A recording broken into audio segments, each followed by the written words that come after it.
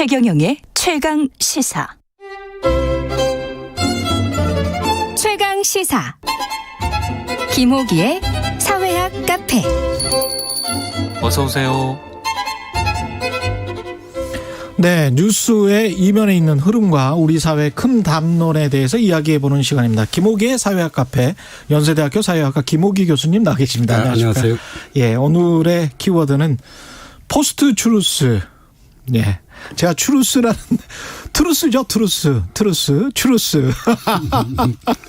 예, 발음이 약간 좀 그렇습니다. 추루스가 원래 원 발음에 가까운 거 아닌가요? 네. 발음이 좀 굳이죠. 예. 포스트 추루스를 가지고 오셨습니다. 탈진실. 예. 예, 그러니까 제가 오늘 이것을 가져온 이유는 2010년대 최근까지도 이 포스트 추루스가 지구적으로 큰 영향을 미치기 때문입니다. 네. 포스트 추루스란 여론을 형성할 때 객관적 사실보다 개인의 신념 또는 감정에 호소하는 것이 더 큰 영향을 미치는 현상을 뜻합니다. 그래서 우리 뉴스에서도 중요한 것은 사실이나 진실이라기보단 오히려 신념과 감정이라는 것입니다. 예. 이 포스트 추루스가 급부상한 데에는 가짜 뉴스가 결정적 영향을 미쳤습니다. 그렇죠. 끊임없이 생산되는 가짜 뉴스는 개인의 감정과 신념에 영향을 직접적으로 미칩니다. 그래서 진실에 도달하는 것을 방해함으로써 결국 공론장을 왜곡시키는 문제를 좀 가지고 있습니다. 이 가짜 뉴스가 영어로 하면 페이크 뉴스지 않습니까? 네, 맞습니다. 이 페이크 뉴스라는 말이 유행한 것도 뭐 사실 몇 년 되지 않은 것 같습니다. 예, 그래서 2016년도에 그때 이제 미국 대선이 있었고, 미국 대선이 있었죠. 영국에서 이제 브렉시트가 있었는데요. 예. 미국 대선이 결정적 영향을 미쳤죠. 그때 뭐 피자집도 난리 나고 그때 워싱턴 그랬었습니다. 정치권의 아웃사이드였던 당시 도널드 트럼프 공화당 후보가 이제 큰 화제를 불러일으켰는데요. 그러니까 자신의 트위터를 통해서 가짜 뉴스를 유포하는 동시에 기성 언론, 우리가 보통 레거스 미디어라고 그러잖아요. 기성 언론을 가짜 뉴스를 생산하는 거짓말쟁이라고 공격을 했습니다. 그래서 가짜 뉴스가 그때 널리 알려지게 됐고 옥스포드 사전에서는 바로 그해 이런 것들에 주목해서 이 탈진실, 포스트 추루스를 올해의 단어로 선정하기도 했습니다. 이 포스트 추루스의 시대, 탈진실의 시대가 지금 계속되고 있는 거라고 봐요. 계속되고 있죠. 이 배경은 결국은 인터넷이랄지 SNS랄지 이런 기술의 발전 때문입니까? 세 가지가 중요한 것 같습니다. 이것은 미국 철학자인 리 맥킨타이어가 분석한 것이기도 한데요. 첫 번째로는 사회 심리적 인지 편향입니다. 확증 편향이라는 말 아마 우리 청취자분들 많이 들어보셨을 겁니다. 그러니까 새로운 사실을 접했을 때 자신이 갖고 있는 원래의 생각이나 신념을 확인하려는 경향입니다. 가짜 뉴스는 이 확증 편향을 타고 유포됐고요. 두 번째로는 말씀하셨듯이 페이스북 등 우리가 소셜미디어라고 그러잖아요. 소셜미디어가 미친 영향 또한 중요합니다. 제가 흥미로운 여론조사 하나 말씀드리겠습니다. 미국에서 이루어진 여론조사인데요. 2016년 미국 성인 중 62%는 소셜미디어에서 뉴스를 확인하고 그 가운데 71%는 페이스북에서 확인한다고 응답했습니다. 이 조사는 이제는 자신의 견해와 일치하는 뉴스만을 선택적으로 읽고 믿는 사람이 증가하고 있음을 함의합니다. 그렇죠. 우리가 보통 이것은 이제 뉴스의 사일로화라고 얘기하는데 사일로라고 하는 게 이제 곡물 창고처럼 밀폐된 공간이잖아요. 챔버 이펙트라고도 하고요. 그래서 선택적으로 정보를 수용하는 것이죠. 그래서 포스트 추루스 경향은 이 소셜미디어의 성장과 비례해서 분명해졌고요. 세 번째로는 포스트 모더니즘의 영향입니다. 포스트 모더니즘은 기본적으로 상대주의적 세계관을 가지고 있죠. 나도 옳고 너도 옳고 우리 모두 각자 옳다. 이러다 보니까 누군가 어떤 진실을 제시해도 그것은 그 사람의 정치적 신념을 드러내는 것에 지나지 않는다고 생각하는 경향 또한 강화됐습니다. 진실이 있으면 인정을 해야 될 것 같은데. 맞습니다. 근데 제가 반론 차원에서 포스트 추루스 시대 이전의 시대는 그럼 추루스의 시대였냐, 진실의 시대였냐라고 물어본다면 레거시 미디어가 지배했던 시대도 진실의 시대는 아니지 않았나? 그건 아니었습니다. 여기에 대해서는 제가 청취자분들께 흥미로운 책을 하나 소개하면 우리나라에서도 뭐 많은 초베스트셀러를 기록했던 유발 하라리의 호모 사피엔스입니다. 이 사피엔스란 책을 보면 우리 호모 사피엔스의 특유의 힘은 허구를 만들고 믿는 데서 나온다고 강조하고 있습니다. 우리 사실 인간만 가짜를 늘 만드는 거죠. 그렇죠. 예. 그런데 이제 문제는 그러니까 21세기 우리가 결국 우리 머릿속에 그런 DNA가 있다는 거 아니에요? 그렇죠. 예. 우리가 이제 그런 관념들, 신념들 뭐 이런 것들 이야기를 좋아하는 것. 이거 사실은 로버트 실러 교수가 내러티브 관련해 가지고 왜 내러티브만 믿냐? 숫자를 믿어야지. 이 말하고 똑같은 거잖아요. 정확하게 대응하는 것입니다.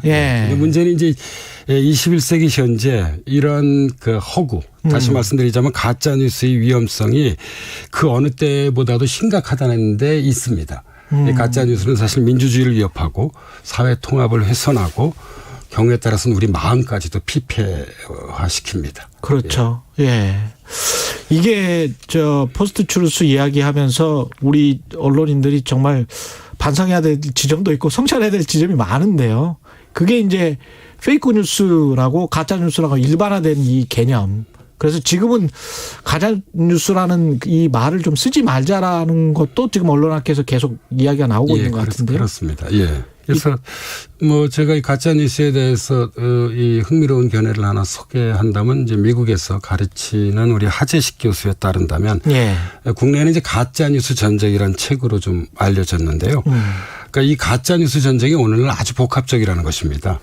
그러니까 우리의 내면뿐만 아니라 제가 우리 하재식 교수 말을 하나 인용한다면 페이스북, 트위터, 유튜브, 포털 사이트, 인터넷 동호회, 언론사 홈페이지, 심지어는 사적 카카오톡까지 여론전이 시도 때도 없이 현재 발발하고 있습니다. 그렇습니다. 우리 카카오톡을 통해서 이게 전달되는 뉴스들도 대단히 많잖아요.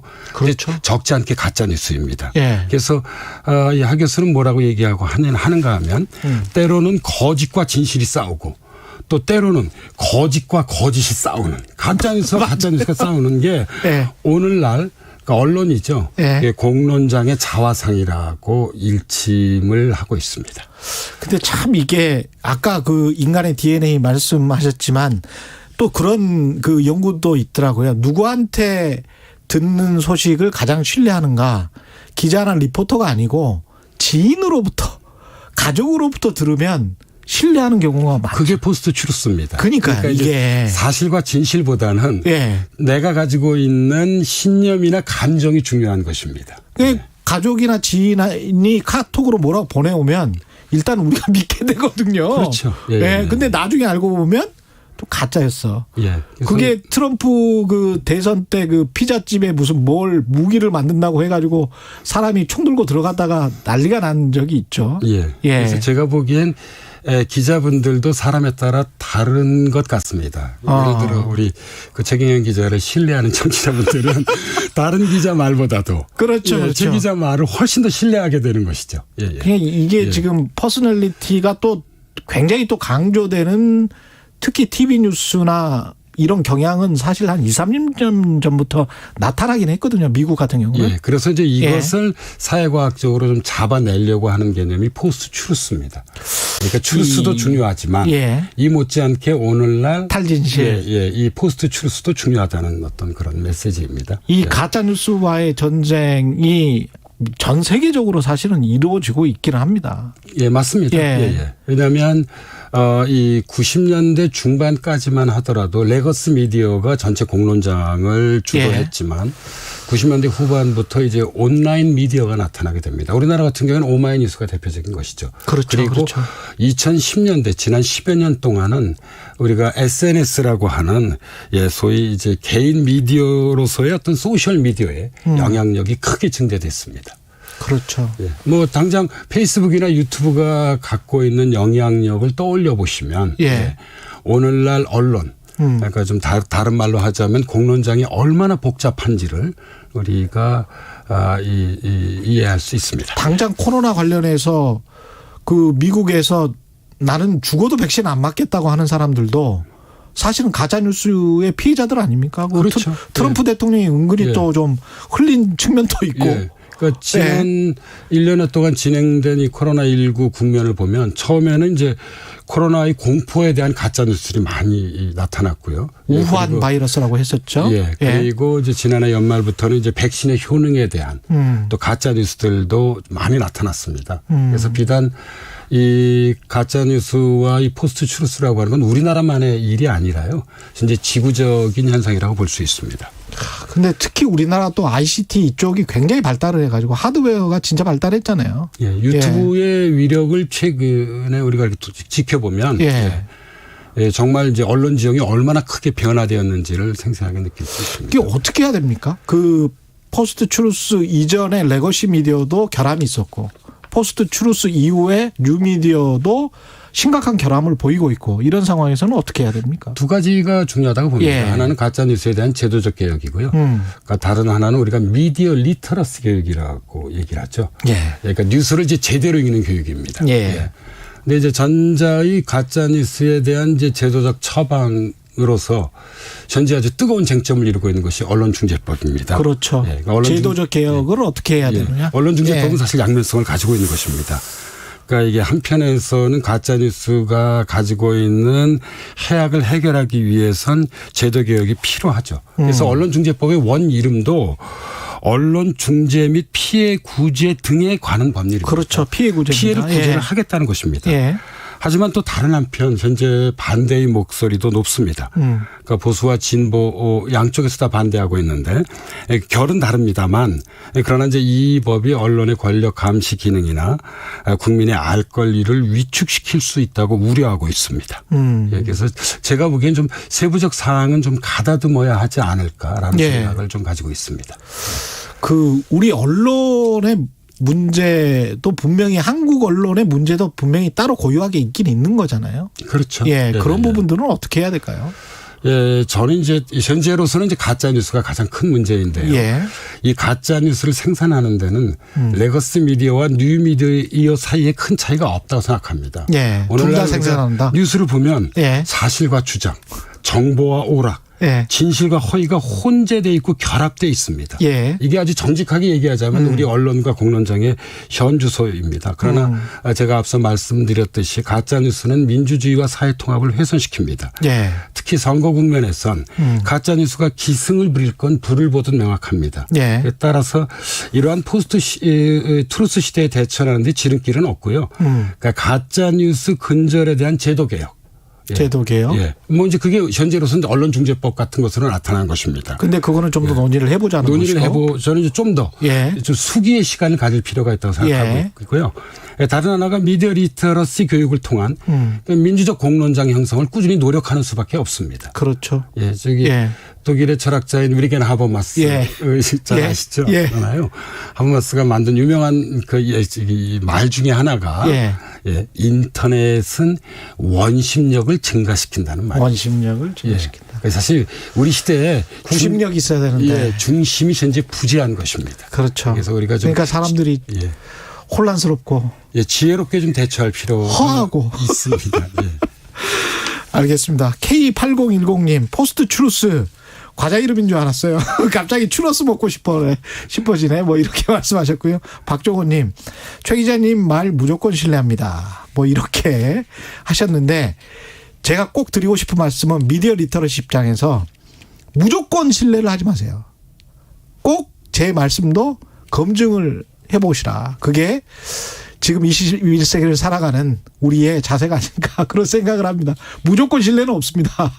그렇죠. 저는 이 점에 있어서 어떤 비판적 계몽, 비판적 성찰 이것은 미디어나 그 미디어를 접하는 개인 모두에게 요구되는 어떤 책임인 것 같습니다. 알겠습니다. 말씀 감사하고요. 사회학 카페 김옥희 연세대 교수였습니다. 고맙습니다. 감사합니다. KBS 1라디오 최경영의 최강시사 듣고 계신 지금 시각은 8시 44분입니다. 도로 위에 평소보다 정체 구간이 많습니다. 먼저